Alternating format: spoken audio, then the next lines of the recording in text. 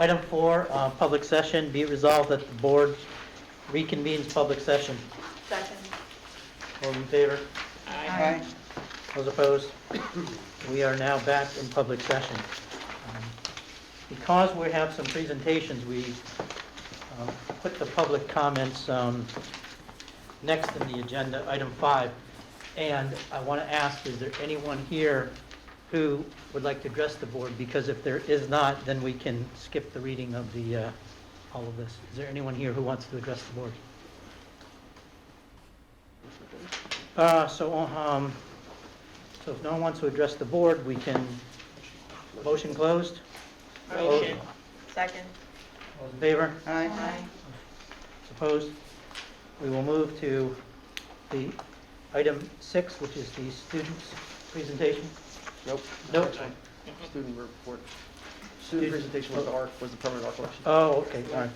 To item 7, which is the students' representatives report. Hi everybody, I hope everybody's doing well. So I only have like a few points to make up tonight. Just to start off, the senior class, we held a popcorn fundraiser last week for about 4 days through the Devil Good Company.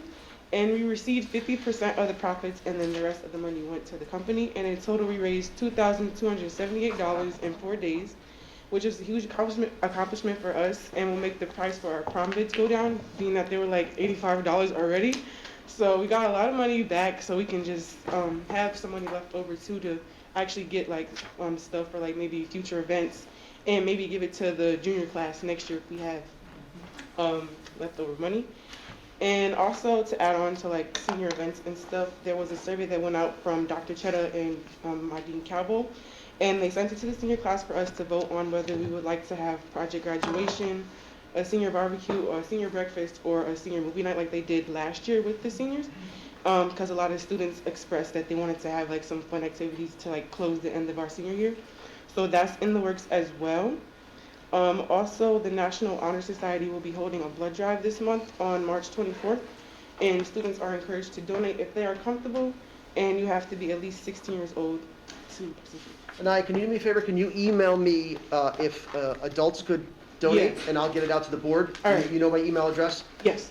Just email me what the process would be, if we need to contact the advisor there, and Okay. how we register in advance, and I'll get it out to the board. All right, no problem. Thank you. Next, everybody was already talking about it, the musical. I think that was really put together like really well. It was held this past Thursday to Saturday, and the turnout was really great, and they ended up being sold out on Friday and on Saturday too. And I enjoyed it myself because I went on Saturday. I saw Miss Scotto there too. But yeah, it was really nice, and just a big shout out to everybody that participated in the show, because I can tell they put a lot of hard work into that show. And they ended up having a good turnout as well. Another point I would like to make is like a lot of the efforts that are being made for the senior class to obtain scholarships. And a lot of us have gotten our college acceptances already, and now we're just looking like, what's the money looking like for certain people? So I think that the counselors, and especially Ms. Chalakos, is doing a great job at promoting a lot of scholarships for the students, because I see her post every day. It's like this scholarship for this organization, and they're catered to a lot of students of color too. So I definitely appreciate that. I know for myself, I definitely applied for a lot of scholarships too. So I think that that's really good, like the college and career area, and like that they should do it in the future as well. It definitely helps out a lot. Also, spring sports are starting up, and tryouts have begun for some sports, and we just wish that everybody has a great and healthy season as well. And my last point is about the mask mandate, and some students have expressed their opinions on the mandate coming up this month, and majority have stated that they will keep their mask on, and some have expressed that they're willing to remove it as well. But I think it's it seems like there's mixed emotions with it as well, but I think that if we just continue to wash our hands, stay safe, I think we'll be okay. And that's all I have for today. Thank you for that, appreciate it. Mm-hmm. So I'm probably going to end up reiterating much of the points that I made. So first off, I want to start off with the amazing performance that was SpongeBob the Musical. I went on Thursday, and I also came on Saturday. It was that good. the drama club did a great job. Everything went really smooth, and it sold out twice,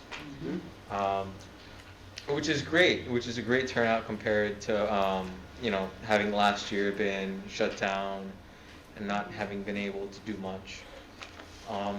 Currently, throughout the school, there's a lot of planning towards the end of the year about trips. I know the FBLA, Future Business Leaders of America, just went on a trip down to Atlantic City, and they've done some competitions there. The results of which aren't out yet, but hoping to get it as well. I know the band program as like the performing arts are planning the trips. Another important event coming up for juniors specifically is the NJGPA, which is state mandated testing for juniors about high school graduation. Many people have expressed their thoughts very vehemently about it. Many people are blindsided by the fact that they're now going to spend 4 days taking standardized testing with less than a month's notice. And this also interfered with, again, the trips, such as I believe the drama club had set up a trip to go to a performance. And the testing in general has made everyone understandably a little bit upset. But hopefully that'll be over soon. And moving on, the weather is getting a lot more better, as hopefully many of you noticed. Spring sports are coming back around. Track recently started. Tennis will be starting soon, and golf has also started. So excited to see that. The mask mandate will also be ending soon, and as Naya said, there are a lot of polarized views, but after talking to some people, it seems that whether people decide to wear a mask or not will boil down to personal choice, but in general, people have been staying safe, and there hasn't been like outbreaks of COVID, and for the most part, people are staying healthy, and I'd like to thank the board for that. There's also a blood drive, and that blood drive, I do not know if it applies to people outside of the high school as well, which is, if it does, I think that would be great for community involvement. But I know a lot of people who are excited to donate blood, which is amazing. And college visits are also ramping up, especially for juniors. Ms. Chalakos is doing a great job of making sure that students are getting ready for college, and a lot of people, including me, were worried about the rollout of SCORE, and from the looks of it, SCORE is rolling out pretty well. So, I don't mean to interrupt you though. SCORE is the new Naviance. So if anybody, parents who went through, it's Naviance. It's a program that the students log on to, and they're able to track the colleges they want to go to, what information was sent yet, what counselors have to do, what students have to do. And the research was done by the counseling department at the high school, and SCORE was a more user-friendly program. I don't know, Vera, if you've encountered that and you think it's easier, but Yeah, I was going to say that. yeah. So, but that's what SCORE is. It's been pretty well received by the students, and the rollout has been made even smoother by the great work of Ms. Chalakos. And I'm excited to see how it works later. So also college visits are ramping up, and it's great to see that students are getting interested in college, and they're really getting involved in planning ahead, which is always important. There's also been concerns that I've heard regarding water filters in school. Certain water fountains, especially the ones with refillable water bottle stations, their filters seem to be unread, and they've been so for about a week or two. And I've had people mention that to me.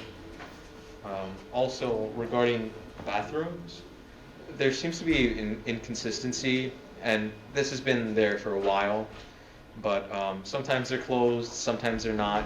It's very wishy-washy, and there's no set times. And oftentimes, like let's say in the respect hallway, the bathroom is usually open, but sometimes it's closed. And usually after school, if one bathroom is open, sometimes it's closed. And that's just annoying. And many people wish that there was more clarity on that, because I have been running around the school often, and so have other students. And in general, we're excited to see what the latter half of the year has in store. Yeah, those are cool. Thank you both. A lot of information. We really appreciate it. Yeah. All right, any questions for any of our student reps? Thank you. Again, like as usual, you're welcome to stay, or we know it's a school night if you want to get back and do whatever you're doing. We'll move on to the president's report, and I will start with a few things going on in our school. Can I just interrupt for a second, because if your school board members are going to leave, I would like to address a topic if they're going to leave. We're not leaving. Okay, good, perfect, thank you. Didn't say public comment was before. So. She can Um, after Yeah, this. no. The public portion of the meeting started at 7:30, and we've already had the public comment section. Well, what time did that start? The 7:30. 7:30. So it started at 7:30, what opportunity did the students have? I mean, is there sections on here that There's an agenda in the back of the room, and the agenda, if you can see, has an order of the meeting, and we reconvened into public session at 7:34 or so, and then after that So was... it starts at 7 or it starts at 7:30? Yeah, but we reconvened at 7:34. 7:30. 7:30. It starts at 7:30. 7:30.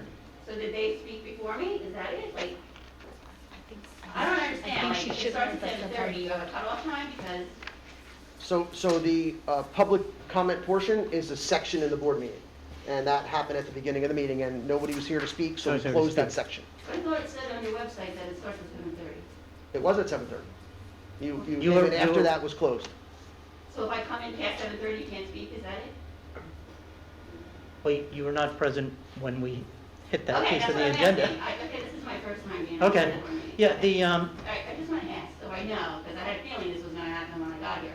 Oh. All right, I'll just leave it at that. So your next board meeting is when, can I just ask a favor too? Because I had emailed all of you, but only Superintendent Rinaldi had responded to me, so I don't know if you have groupthink or individual thinkers here. I would like a response from the people I sent an email to. I think I unloaded that. since you Yeah, responded. so I responded to you, and I'm sorry, I know you did. I don't know your name, I'm It's sorry. Christine Lawson. Okay, yeah, we spoke. Or did I, email or conversation? No, we spoke in there, but Okay, I wanted the gotcha. opinions. I just said, I Yeah. want to know if there's groupthink or Sure. if people have So individual they thoughts. entrust me in responding to inquiries that come in. So you know, Okay. so that's how it kind of works. So if an email comes in and I'm on it, they know and they trust that I responded for the district. Okay, so if I didn't copy on that email, you would still respond on their behalf? Is that it?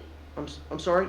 So if I didn't include you on the email and I only responded to them, are they not allowed to respond to me? That not allowed isn't the key, is the Okay, board president what's the protocol? wants me to respond in representative of the board.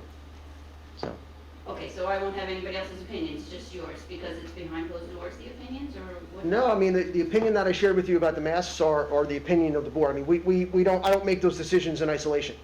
So we talked Well, that's about, what I'm asking. Yeah, yeah. If So- I only got. as a heard from representative, you. as a representative from the district. Okay, that's what my, Yep. that's what my question is, so do I have to come back now? Because, I don't think you fully answered my question when I did ask you about the masks. You know, it's an opportunity to have choice, and we're not getting it. So if you're feeling like I read your emails and you're concerned about the safety of the students and the staff, why isn't it optional now? Why are we waiting until the 28th? I understand your concerns, I understood them when we spoke as well. Okay, so that's It's a Already- choice. You guys are already having a dialogue. Can you just open up the public session and let us speak at the podium? Or open up the public session after the meeting is over at the end? Just a suggestion. I'm new to this, sorry, didn't mean to break rules here and that, but I'm very upset about this. I think it's gone on long enough and feel like Uh, if you're gonna be fair, it should be mask optional, and I don't know why we're Okay, waiting until the 8th. one second. We will reopen public comments. I will read a primer to the public comments so that you're aware. Then you can come up to the podium and then you can address. the Okay, board. Okay, after this? so we'll do that. Sure, So do we have a sure. motion to reopen public comments? Motion. Second. All in favor? Aye. We will reopen, it's item 5. If you want to get an agenda, it's item 5. You were just barely missed it by 5 minutes. And the Board of Education recognizes the value of public comment on educational issues and school matters of community interest. In support of this position, the law establishes a period of public comment at every board meeting. Individuals wishing to speak must state their name and address. Comments are limited to 3 minutes duration, but an individual may speak a second time after all others who wish to speak on the topic have been heard. The board may require that individuals register to speak prior to the beginning of the meeting. Participants may submit written material in support of their position. All statements and/or questions shall be directed to the presiding officer, and no participant may address or question board members individually. All speakers are requested to express themselves in a civil manner with due respect for the dignity and privacy rights of others whose legal rights may be affected. Please note, while it is not the board's intention to stifle comment on matters of legitimate concern to the school community, the public should be aware that if their statements violate the rights of others under the law governing defamation or invasion of privacy, they may face personal liability to the injured party. If speakers are uncertain of the legal ramifications of their comments, the board urges them to seek guidance beforehand from their own legal advisor. So if Thank you would you, like to sorry. address, Thank you, appreciate it. Thank you, sorry if I interrupted anybody else on the time. So now that you read that, I obviously know that you can't individually speak on your own behalf. Give me your name and address. Christine Wilson, sorry. I'm sorry? Christine Wilson, Wilson, yes. and address? 707 Sunbright Lane. Thank you. So the reason I'm here, and again, you know I've already spoke to Superintendent Ranelli. I know I have 2 children in the school, 2 have already graduated. I'm very uncomfortable with the mask. I've been so for a long time. I don't know how everybody else feels about it, but I think we're long overdue of having the mask to be worn, especially since our president doesn't wear it. Our governor said he lifted the mandate, so I don't know what guidelines you're following. I know everybody likes to point to the CDC, which is not always perfect either. You know, they have conflicting reports, conflicting statements that they say about masks. What they do, what they don't do is either a personal opinion. I find some facts not to be facts anymore. So my question is, or my statement is, why is it not optional? Why are we waiting another 3 weeks? Obviously now it's down to 2 weeks. Why are we not taking the masks off? And I know you're probably not going to answer me on this, but I'm just going to leave you with an emotional comment. If you guys still have children that you put to bed at night, you tuck them in, you say goodnight to them, I want you to think of the comments I'm about to say to you. Before they close their eyes, I'm going to tell you, ask you to tell them to lay there still, close their eyes, and before you say goodnight to them and you leave the room, I want you to put a pillow over their face. And I want you to say to them that if you move, or if this pillow comes off your face by morning, Mommy and Daddy will be dead. And if Grandma lives with us, she'll be dead as well. Because that's exactly what we're doing to these kids. They can't breathe. My son has a speech issue. So for him to wear a mask when he goes to school, and he goes to his class for his IEP, is ludicrous. It's just unbelievable. And he's even afraid. We've stifled our kids. We've shamed them into thinking that you can't take your mask off. Don't come home because you could kill somebody at home because of COVID. And it's so not true. We know these kids aren't susceptible. They're perfectly healthy. The people who are susceptible have comorbidities, have health issues, and those are the ones who should be vaccinated and masked at their own will. But not healthy people. Not healthy people at all. These kids are healthy. Adults are healthy. Sorry for interrupting, I do appreciate your time. Thank you for your comments. So you know, we, the board, made a decision based on a recommendation of this, our superintendent. And we stood behind that decision. And so you know, we do whatever is best for our school district that keeps our children safe as possible. So you know that that's where that letter came from. Is there anyone else who would like to speak? If not, can I accept a motion to close? Motion. All those Second. in favor? Aye. Opposed?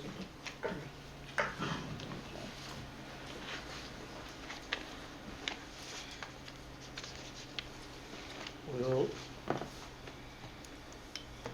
go to item Still on your report.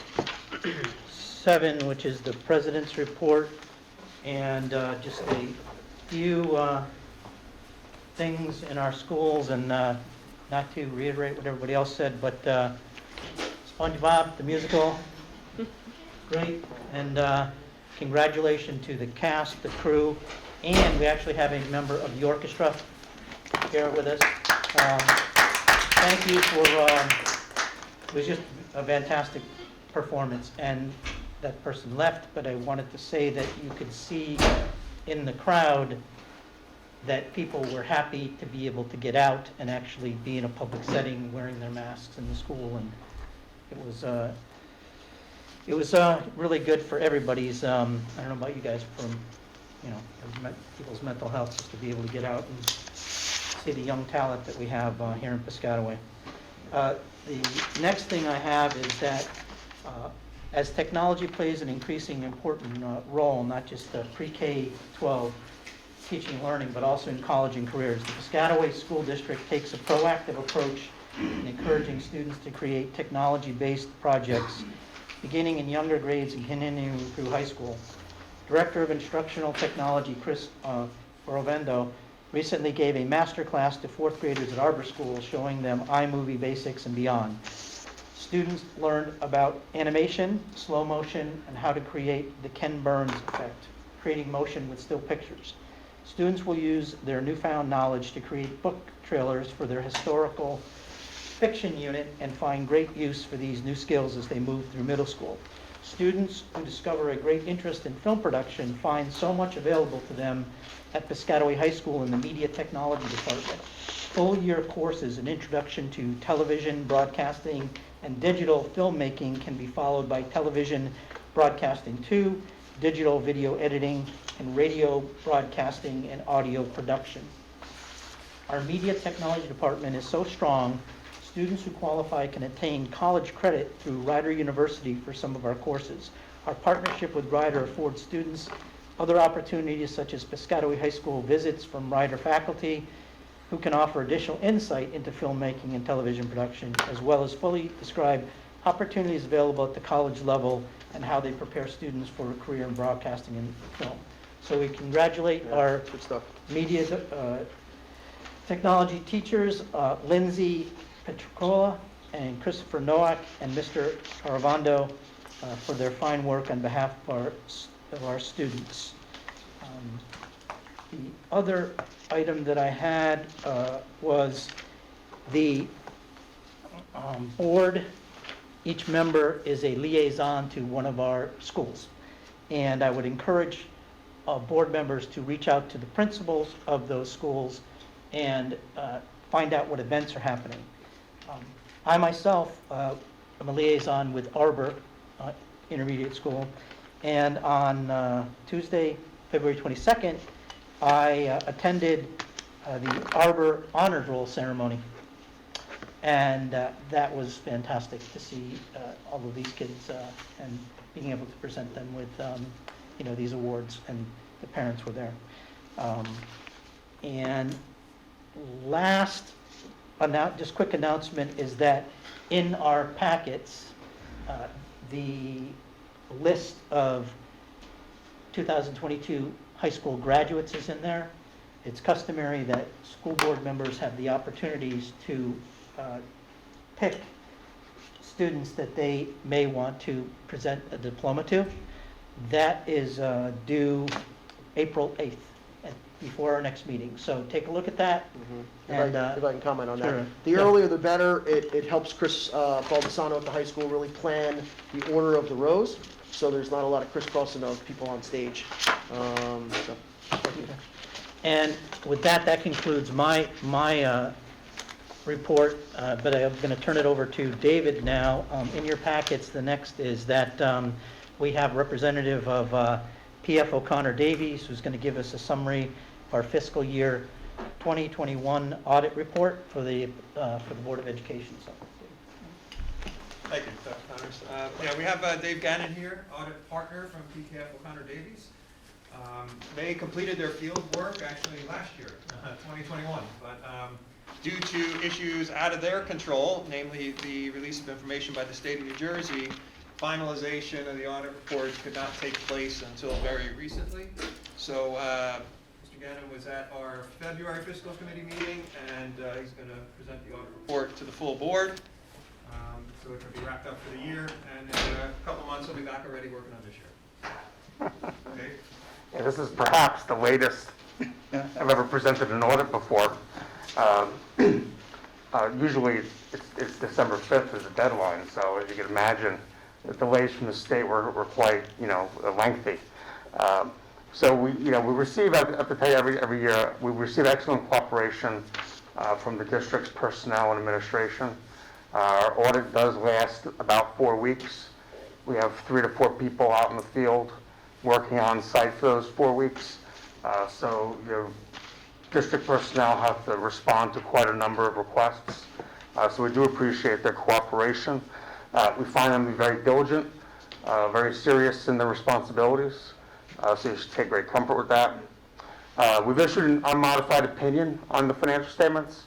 And what that means is those financial statements that are presented to us are in accordance with all required accounting practices and principles. I'll tell you that the business office does a very good job, an excellent job of maintaining their monthly financial records.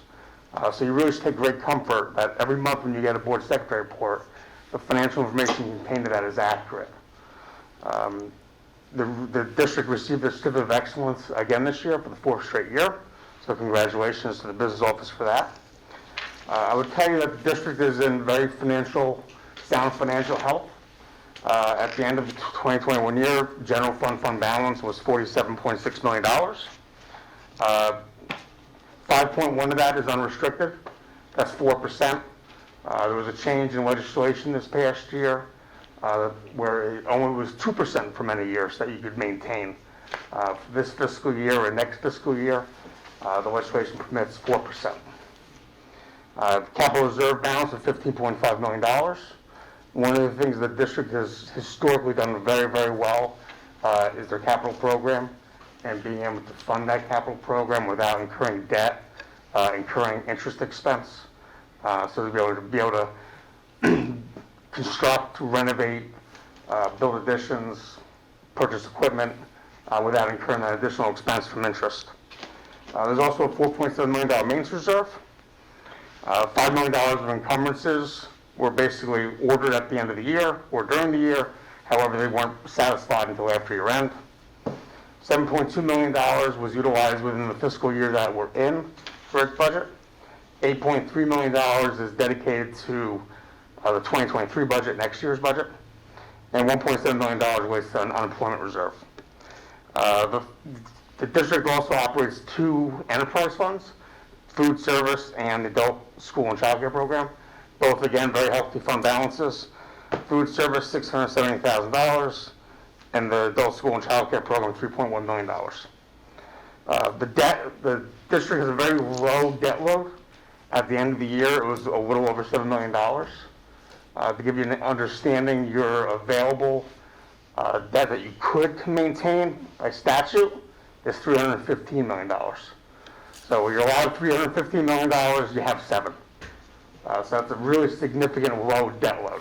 Now granted, the $315 million is probably exorbitantly high, I would never recommend that, but in statute you're allowed to. And by summer of 2023, you'll be fully paid off. summer of 2022. With all the federal money, we had also a federal and state single audit. We had a audit, National School Lunch Program, the CARES Act, and the ESSER programs, all programs that received a significant amount of money through stimulus packages.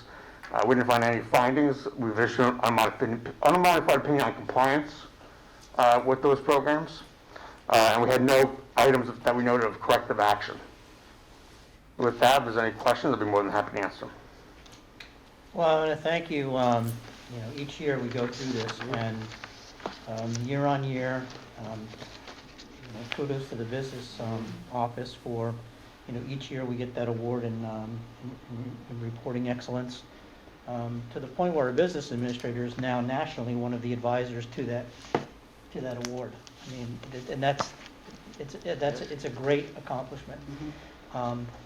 When I joined the board many years ago, what would happen when you went through the audit, and Kimberly, you'll recognize this term, is if they find something, you have to put together a corrective action plan, and you have to address it. For the last 3 years, we have not had findings, we've not had a corrective action. And so fiscally, we're doing quite well. The other thing I want to point out is that when you get this literature from the business office, this is the audit summary over here, but this is the, they call it the ACFR usually, and that's the Annual Comprehensive Fiscal Report. This has got a wealth of information in the first introduction. In that booklet, painstakingly, and by the way, this is that award that David gets, the award, but about our town and about what's going on in our town in terms of reporting what's happening in the schools. There's a chart in there on enrollment, and that's a key part of all of this in terms of also the economic condition and outlook, and it gives you a summary of the total amount of ratables within our town, which in this report is $7.9 billion. That is the assessed value of all of the properties within the town, whether it be vacant property, residential, etc. Realize, though, that where our money comes from is when the town goes to collect the tax levy, they collect $2.33 per $100 of this about $8 billion. That gives the whole town a pool of about $187 million. The school portion is about 57% historically, and that's where the tax levy of about $97, $98 million comes from. So what I'm saying is, read this first section, and I have a tendency, I chair the fiscal, and so I just like to know the lay of the land. But and then the last thing is that you'd mentioned, and we were discussing it in fiscal, but we will be talking about it at some particular point, is what the board will be doing in terms of when the debt service ends.